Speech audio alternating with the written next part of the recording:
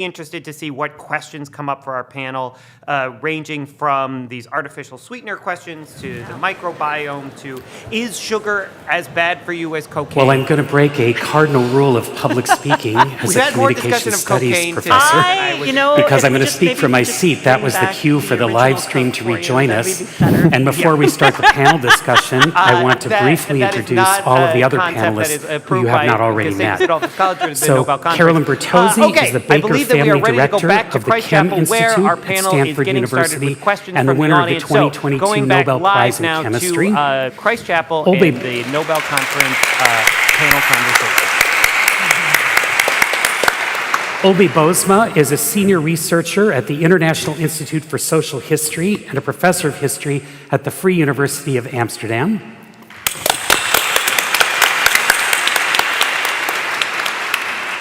Jean Casimir is a professor of humanities at the University of Haiti and the former Haitian ambassador to the United States.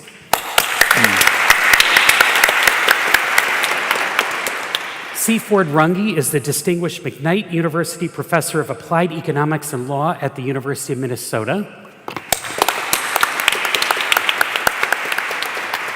And En-Ming Xu is the owner of SIP and leader of the gold medal team at the Coupe du Monde and International Pastry Competition.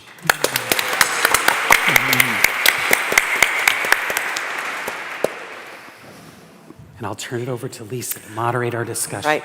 Well, a fire hose of questions is coming in, as is no surprise to us, because these were two such tremendously stimulating talks. Thanks you to both of you. I was having some side ex parte conversations with our president about the changes both of us were vowing we were going to make in the future. We are going to be each other's accommodation buddies, or no, what's the word? Accountability buddies. There we go. Thank you. But in all seriousness, I wonder if the other panelists would like to ask some questions of our presenters to start out with. You are under no pressure to do so, because I have plenty. But I invite them if you'd like. I'm going to step into the breach then. So both speakers, I noticed, talked about avoiding temptation, and also Professor Hu particularly talked about policy changes that might make things possible. Do you each have a more robust answer to the question, how do we do that? We can avoid liquor stores. We can avoid the sale of tobacco pretty easily now, unlike when I was a kid. But we can't avoid grocery stores, and we can't, if we don't feel like reading food labels, we're not going to. And when I want a Twinkie, I'm not reading that label. And yes, I do eat Twinkies. Okay. Well, I can say that, yes, it's a challenge, and I think this is why we need to have more information available. And you have to remember, if you go back in time to, the process we went through in this country with tobacco, it wasn't always like that. I mean, it used to be vending. I was a kid, and there was a vending machine for cigarettes when you'd go to the diner. So it used to be the case that tobacco products were much more pervasive. They were advertised. It took quite a bit of time to get the limitations put in place where we live in the world that we do now when it comes to tobacco.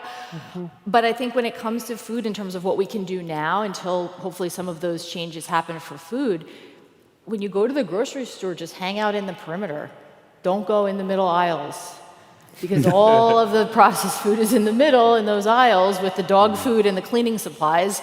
If you stick to the refrigerated sections, you're probably in your best bet in terms of, how do you navigate in this space? Mm-hmm. Mm-hmm. Yeah. I must say that you can resist everything except temptations, especially if you go to grocery stores or restaurants. So I think, certainly, information, knowledge, individual behavior changes are important, but that's not sufficient. I mean, like tobacco, in the 1950s, when the relationship between tobacco use and lung cancer was established, and there were huge education campaigns to reduce tobacco use, but it didn't create a big dent in terms of tobacco use because that was a social norm. What made a huge difference was the tobacco tax in 1976 or 79.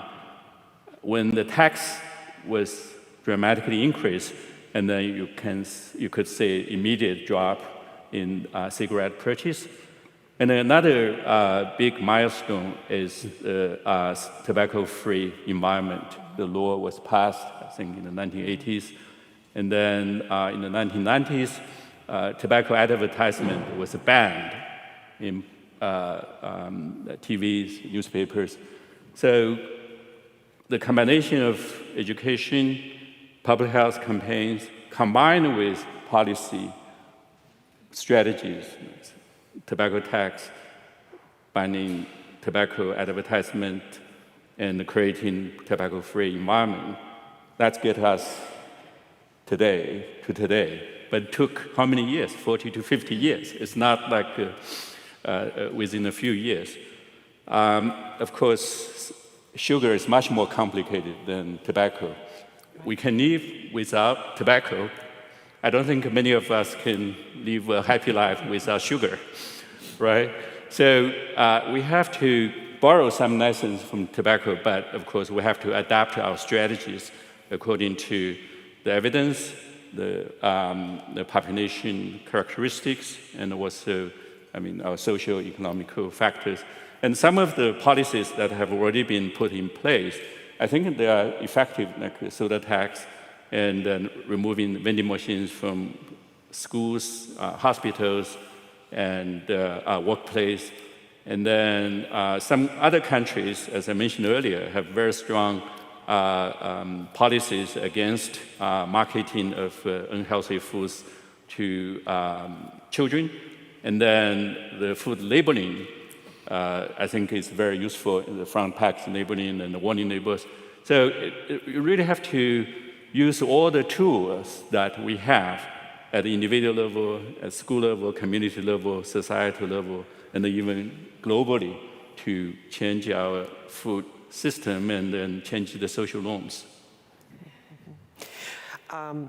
I'm thinking about the dramatic differences that anonymous organizations point to with respect to the fact that you can choose to simply stop cold with substances like tobacco or alcohol. But as you pointed out, I think, Professor Avena, you can't sort of reduce quantities. So I'm wondering if you're seeing, are there examples of nations, for instance, where they've figured out the total package of policy, tax, social campaigns that really are promoting what you feel like is the possibility for a population-wide healthy attitude toward our relationship to sugar?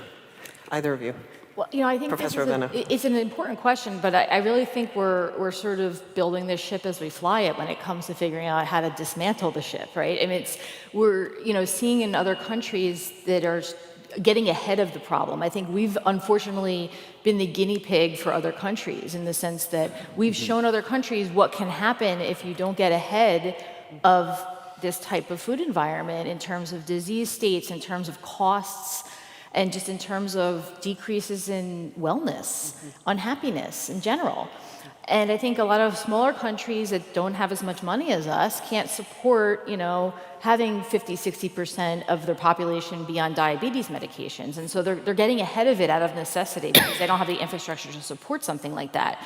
And so I think that's why we are seeing other countries, like for example in Mexico, where they have a much more profound front of package warning labeling, the taxing, it's being, I think, implemented in a much more ready pace than it is here in the United States, where we seem to be kind of slow walking these things and talking about them and discussing them as opposed to actually doing them.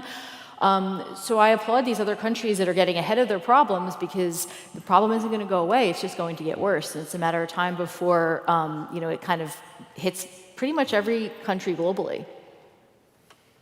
Dr. Bertozzi, did you want to jump in, please?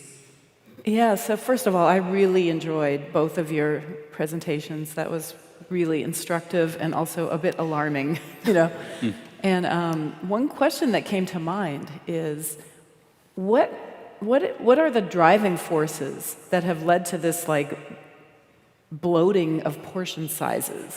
I understand that, there's economic incentives to try to get somebody to buy more of something, except that these are generally cheap foods.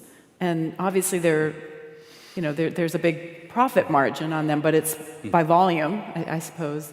Like, are we hungrier than we used to be, where we just weren't satisfied and needed more food? Like, what's going on there? Yeah, I must say that we are victim of our success in agriculture production. So in the 1950s and 1960s, there was a war against hunger. And because at that time, there was not enough calories, not enough foods, especially for low-income communities. And then the agriculture revolution in the US has dramatically increased the production of agricultural products, especially corn, soybeans, and wheat, because the government put enormous amount of subsidies on the production of those foods. And the reason why sugary beverages, sugary foods in the US are sweetened by high fructose corn syrup instead of canned sugar is because of the economics. High fructose corn syrup is so cheap, so ubiquitous, and make all the ultra-processed foods much cheaper, much more widely available, much more accessible. Canned sugar, on the other hand, is much more expensive, and the government actually put tariffs on the canned sugar imported from other countries, and to protect the American agriculture sector. And so metabolically, high fructose corn syrup and canned sugar are not so different. So high fructose corn syrup contains 55% fructose, 45% glucose, and table sugar, 50-50. So metabolically, they are the same, but economically, huge difference because of the policy that we have in this country. And again, I mean, this is something, the consequences that we are produced by ourselves. I would add to that, Carolyn, and to Frank's point, regarding your question about are we hungrier, I think we've actually introduced a new form of hunger. It's called hedonic hunger. And so we have, hunger for calories and hunger for nutrients. That's the traditional hunger, but we now have this new form of hunger that's, I'm hungry to feel good. I'm hungry because that dessert looks appealing. I'm hungry because I just want it. And I think that is what is driving a lot of this too. So the portion size enlargement is feeding the hedonic hunger. And which came first? You know what I mean? It seems like a chicken and egg. It is. I think it is a true chicken or the egg question, because I think we're now in this vicious cycle where we're demanding bigger portion sizes to satisfy our hedonic urges, which are being elevated by the bigger portion sizes and more sugar. So the ceiling has not yet been reached, and I'm afraid of where that will be. Yeah, the hormonal changes I discussed earlier, I think that create this vicious cycle. So consuming this kind of food need to increase production of hunger hormone in your stomach, and then blunt the effects of GLP-1 on your appetite and hunger. So that kind of vicious cycle needs to more and more increase consumption of this kind of foods. Professor Runge, I think I saw your, and then Dr. Shu. Oh, well, Chef just to respond directly to Professor Bertozzi's question, I think she said, why the bloat? The marginal cost of increasing portion size is negligible, but the behavioral response is very strong. Marketing research shows that people are suckers for buy one, get one free, even if they don't need the second item. So it seems to me that's the essential equation, is that the marginal cost of creating a biggie size is negligible, but the behavioral response is very strong. Chef Shu. So First, I want to apologize if I wasn't hearing something exactly correctly because there's a little bit of an echo in here. So down on this end, it's very difficult to hear what's going on the other end.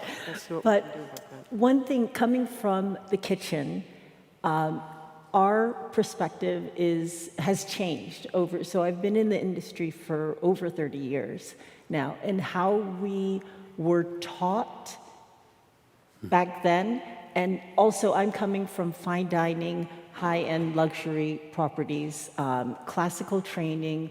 So, you know, an egg is an egg that's in a shell and not coming from a liquid bottle or separated into whites and yolks and, you know, processed differently. So they're whole ingredients that I've been trained to work with, and working with farmers and working with producers who are specifically bringing us lettuces, you know, heirloom lettuces, or fruits of specific varieties and special flavors, and, you know, how food originally was.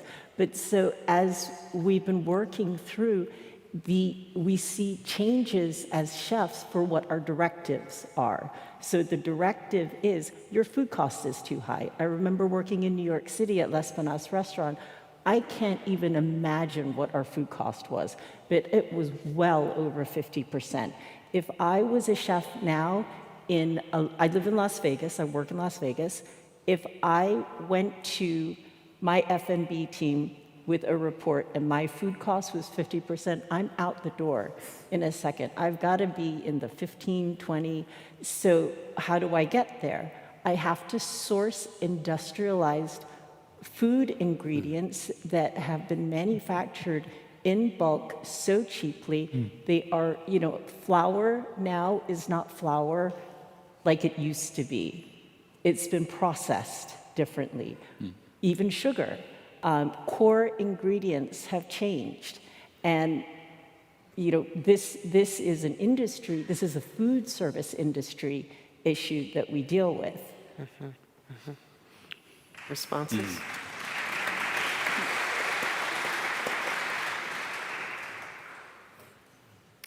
Any responses to that? One question that relates, I think, to Chef Shu is the question about the evolution of the beverage industry. This questioner says, it seems like we've moved somewhat away from a focus on sugary beverages, you know, orange pop when I was a kid, to more designer drinks and beverages. Is this a move in anything like the right direction, this questioner asks? Well, right now there's a big push in the field, in terms of the industry side of the field, I should say, for functional beverages. And so you're seeing, you know, things that are basically soda that has been elevated into now it's a health drink because it has B vitamins added to it. So there is a lot of, and again, I'm not saying this from the standpoint of it's all coming from this nefarious position, but I think we do need to be mindful that, you know, an energy drink with B vitamins in it is still a soda with B vitamins thrown in it, right? And a lot more caffeine. So I think that's one of the things that we need to be very careful of as consumers is, you know, watching this evolution of our beverages. You know, it's not just sodas and juices that we need to be mindful of, but as Frank showed in his lecture, you know, we're talking about these energy drinks, we're talking about all of these different new functional beverages that I'm seeing on the market with adaptogens in them and all of this stuff that sounds super healthy. And yeah, maybe it does have health benefits, but if at the end of the day it has added sugar or even just sweeteners, we didn't have time to get into this, but, and I know Frank's published a bit on this because I follow his work all the time. It's the artificially sweetened beverages too. It's the sweet taste that can produce some of these negative consequences. And so we've seen in our research that the sweet taste is what's driving the addiction-like response. So swapping a can of diet soda in isn't going to help with your addiction. It might be a crutch, and maybe it's kind of like the methadone to your heroin addiction, but ultimately you want to get off methadone. We don't want to be on anything for the rest of our life. So I do think we need to be very careful when we look at these new beverages that are on the market and how do they play in. And sometimes they're positioned as being the solution, but in many cases they're just, you know, the villain with a little bit of dressing on them. Yeah, I would say that it's like a nicotine patch. So it can transitioning people from regular SSB consumption to less sugary beverages, eventually to more healthy options. But I want to comment on some of the novel sweeteners. I mean, you may have heard, like monkey fruit extracts. So it's natural and extracted from a fruit.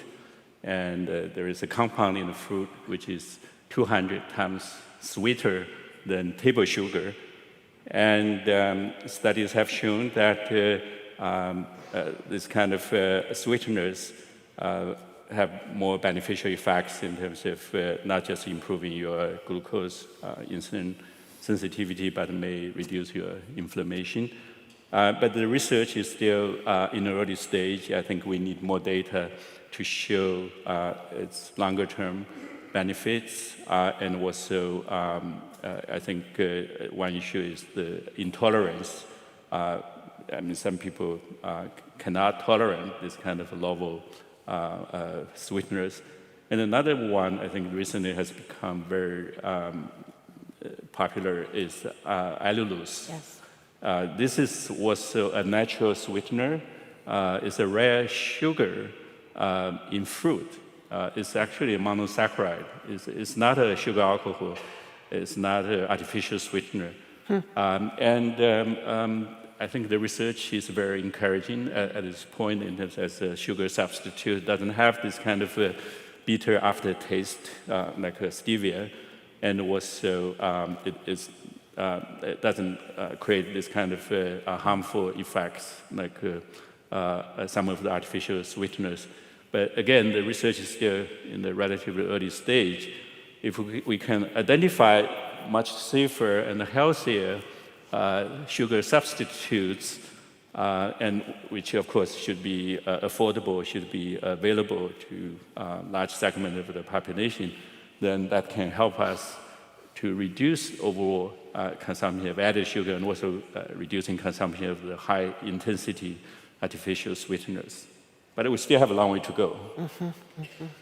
And with that, and with respect to that, this questioner asks about how research is conducted and published around these issues.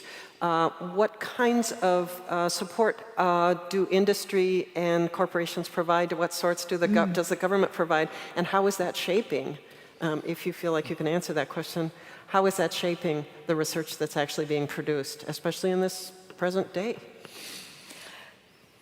I'll let you take a first stab at it. Yeah.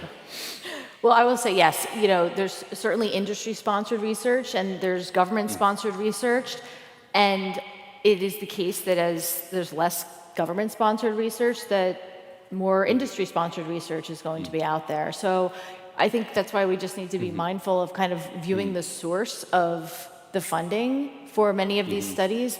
That's why when I see, these headlines in the media that, this new study came out that showed whatever it might be, or erythritol is bad for you. Okay, there's never going to be a silver bullet study.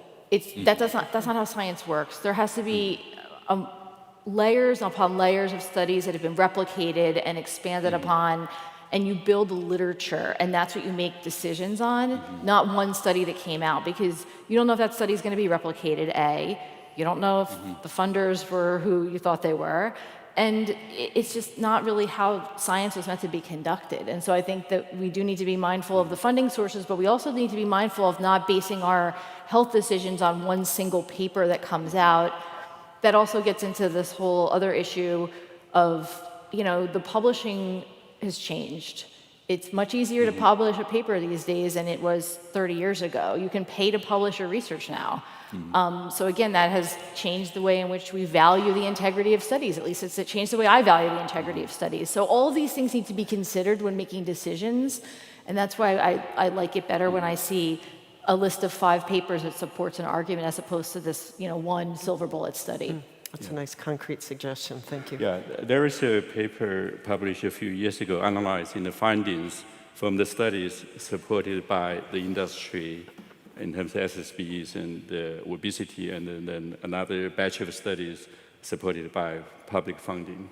And the results are very different. So you can tell that the industry-sponsored studies didn't usually concluded that there is no detrimental effects of sugary beverages on body weight and obesity.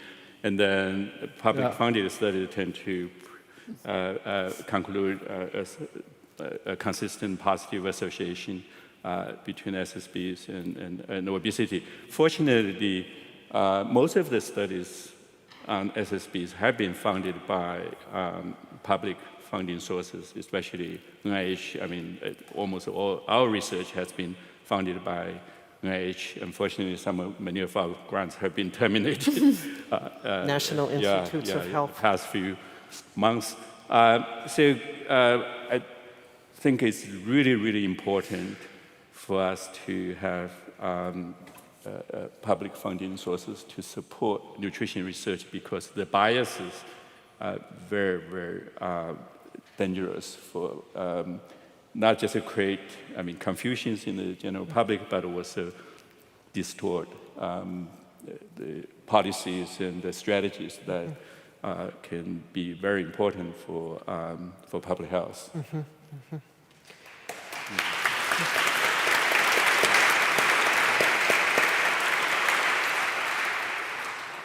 Here's a question about socioeconomics that I think it really comes to both of you. How do you think about socioeconomic circumstances in our society? I mean, what is it? 1 in 9 children are food insecure. Processed foods, as you know, you can buy 5 boxes of a processed food for the price of 2 apples or something like that. We're familiar with those really severe challenges to eating well when you are on a limited income. How do we meet the needs of folks with limited financial means while knowing that processed foods and sugar are associated with so many negative health outcomes? Why isn't there, this person goes on to say, why isn't there more discourse on the need for policies that reduce prices and increase availability of healthier foods? Or I would add, thinking about how we shape our farm economy. Yeah, there's a huge disparity when it comes to socioeconomic status and food availability. And so many Americans are living in food deserts where they don't have a grocery store, Whole Foods available. They're shopping at the corner bodega. That's where they're buying the groceries for their family. And so if you own the bodega, you're not going to stock it with all these perishable items. You're going to stock it with foods that are going to last on the shelf, right? Because otherwise you're losing your profits when people don't buy these things. So I think I think the answer to the question is we haven't figured out how to handle this very, very important issue that we need to address immediately, of how do we increase access to whole, fresh foods so that people aren't financially reliant on processed foods to the groups that need them and are not getting fair access to them, and how do we help to educate people about the long-term impacts on health that can come about. And I think that this is particularly problematic for families with young children, because many families with young children, the diet might be very high in sugar or processed foods, but the kids are healthy, they're normal body weight, they look great. And so the parents don't really see the downstream effects that are happening. And it's not until the child is 10, 11, 12 when they start to maybe develop signs of prediabetes or gain excess body weight. But now they have these behaviors put in place that are, hard to change in terms of their food preferences. And so I think that we need to really just address this issue in a variety of different ways that we haven't been able to figure out how to do. Yeah, I must say that, SES is one of the important social determinants of health. And SES is related to so many things, your neighborhood, workability, and your access to healthy foods. And I think this is the situation we really have to talk about, not just individual responsibility, but also social responsibility, corporate responsibility. And I think it's not a good idea to blame individuals for not following a healthy diet, for not being able to maintain their quote-unquote healthy body weight. again, we're living in the food environment, in this toxic, obesogenic environment that shape a lot of things, our behaviors, our health outcomes, which are out of control for many people. But I think policies can make a huge difference. Take the SNAP program as an example, SNAP or food stamp program. I think most places you can use the SNAP money to buy soft drinks, buy cookies, buy, any unhealthy food, except tobacco or alcohol. And now I think the government is trying to reform the SNAP program so that the SNAP money cannot be used to purchase this kind of foods. But this is just in the beginning of this experiment. And also, I think, we got a lot of mixed messages from the administration. On the one hand, they want to reduce the consumption of ultra-processed foods in schools, in the SNAP program. On the other hand, they take away the SNAP benefits from, millions of Americans. So I think at this point of time, it's very important for us to keep in mind that our food environment, our social environment, are really, really important in terms of shaping our individual behaviors. Yeah, I just want to underscore what you just said, SNAP benefits being taken away from millions of Americans. My handler is telling me we have time for just one more question.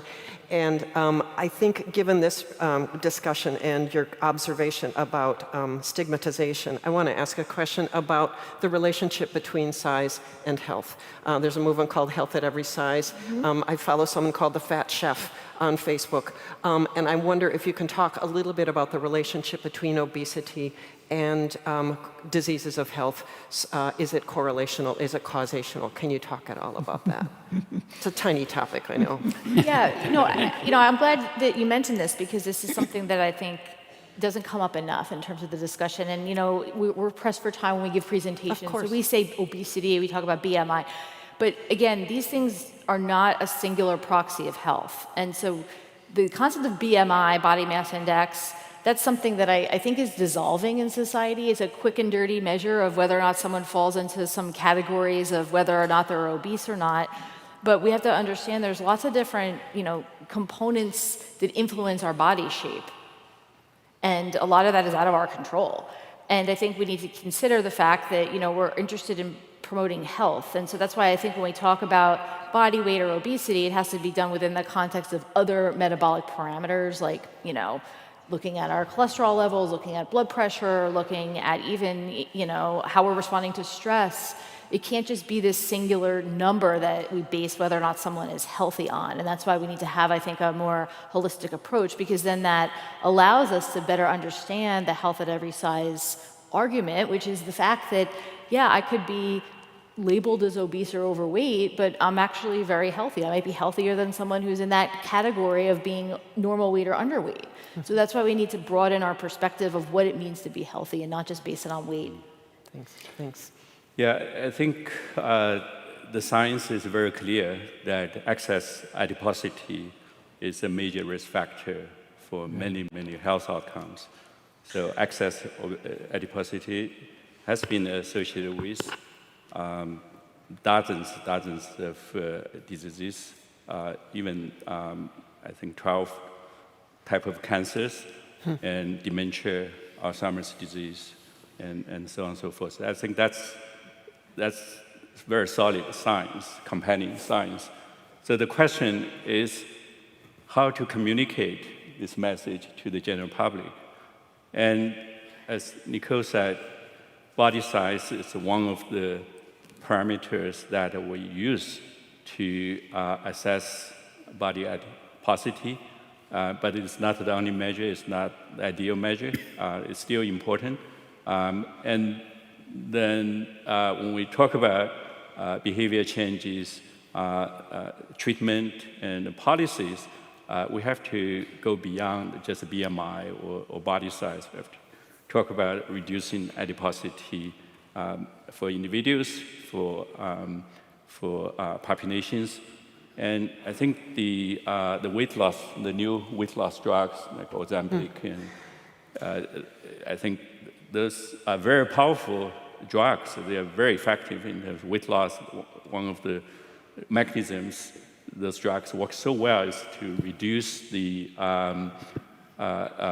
appetite and hunger and reduce caloric intake, improve our relationship with food, reducing the craving or addictive type of behaviors.